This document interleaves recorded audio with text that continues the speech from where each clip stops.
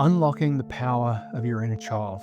Hi, my name is Ewan the Therapist. Welcome to my channel. This is a channel where we explore issues in and around healing childhood trauma. So if that's something you're interested in, click on the like and subscribe button and you'll get up-to-dates on a regular basis. And today we're going to be exploring the really important issue of healing our inner child and the process of inner child work.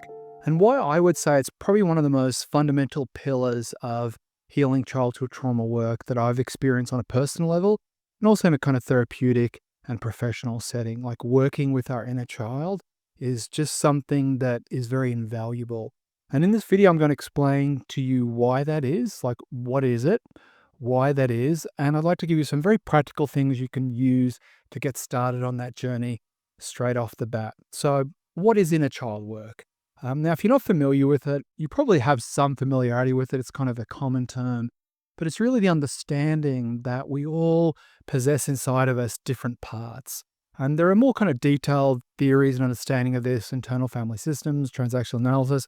But today, just for simplicity's sake, we're going to keep it for kind of very basic. And it's that understanding that there are parts of ourselves that still exist, that are, you might say, still active aspects of ourselves. And we go through our life and we have this sense of, well, I'm an adult, I'm 51, I'm 32, I'm just going out, doing my adult things, without really acknowledging there is unregistered parts or unacknowledged parts of us that are still stuck somewhere back in time that we've either suppressed or we've denied, and they're affecting us, but we're not necessarily conscious of it. So it's like they're looking for us to hear them, but we just don't pay attention. And it's a little bit like the Russian doll I have here that you see sits behind me at times. And the Russian doll here, she's just a woman pottering along with her life. But as you open her up, she has these different parts and there's more inside. And this is really the sort of, it looks on the surface, it's one thing, but as you move through the layers, there are other things.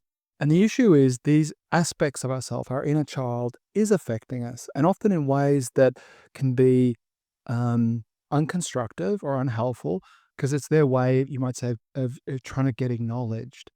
So the reason we work on our inner child is that there are parts of our life that aren't working. There are wounds that go unhealed and unregistered. And this process of inner child work is the process of turning towards those parts of ourselves with kindness and compassion, but really listening. Like, what does this little girl inside of me or little boy inside of me at age 5 when I was beaten or whatever it may have occurred, what do they need from me now that I didn't get back then? And this is the crux of inner child work. It's the acknowledgement that we have these unresolved parts.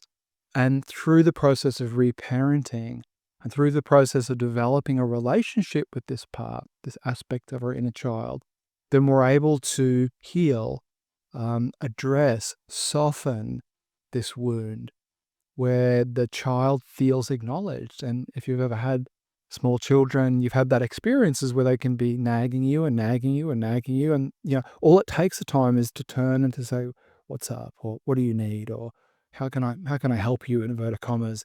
And then the nagging stops. So this is why it's really important, this inner child work, because it's the acknowledgement of what's there and what's affecting us. And it isn't just about addressing wounds either. Connecting with our inner child is also about connecting to parts of us that are playful, parts of us that are deeply imaginative, parts of us that still feel awe. So unlocking and releasing the wounded part of our inner child is also unlocking and releasing the wonderful part of our inner child and being able to access maybe a playfulness that we had to suppress in a family where everything was very serious. So there's a lot contained in this process of inner child work. So what I'd like to now share with you is some of the things you can start with on a very practical level to begin this process. Now, the first is something I did because I really got into my inner child work when I first started therapy. And one of the things I was recommended to do, which I did, was I put up a little photo of myself by my bed, little Ewan here. I think I'm age 4 at kindergarten. And it wasn't a shrine. It was just more like, there he is. There's this little boy that's still there on some level. And by setting up this kind of space where I was able to kind of look at him and acknowledge him, that's the beginning of the relationship. There is a relationship. There is something there. And having a little altar or a little space that was devoted to that little part of me was really helpful, because I think it's just the act of acknowledgement. The second thing that I did, I really got into this book. This is a pretty well-known book in this kind of field, Homecoming by John Bradshaw, and it really helped me a lot. It gave me a really detailed and in-depth understanding of, inner child work, what it was. There's a lot of exercises in it, and I think he just writes very well. I think particularly if you come from a trauma background, there's a really detailed and well-written understanding of what inner child work looks like and what you can do to get started. And adding on to that, probably the third thing that I'd recommend is working with someone. Obviously, I'm a therapist. You can work with me, but it doesn't have to be me. But just to start the work to help someone guide you, to help someone direct you, to kind of help someone frame this can be very helpful because sometimes it can feel very obscure. It's a little bit like, where do you start? I felt a bit cringy to start with, like talking to my inner child and doing inner child meditations. I just had this kind of weird aversion to it. I just felt like, oh, it's just weird and cringy. So I had this kind of resistance to it. But working with a therapist kind of helped me move through that. And once I got past that initial like resistance, you might say, it's like, this is good.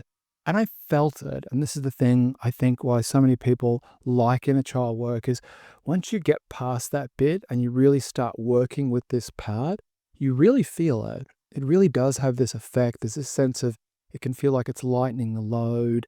It can feel like something's shifting inside of us because it brings our attention to this, particularly when we feel reactive, when we feel like deeply shameful or really irritated. It's just this question of who's irritated? Like who feels unheard? Who's hurt here?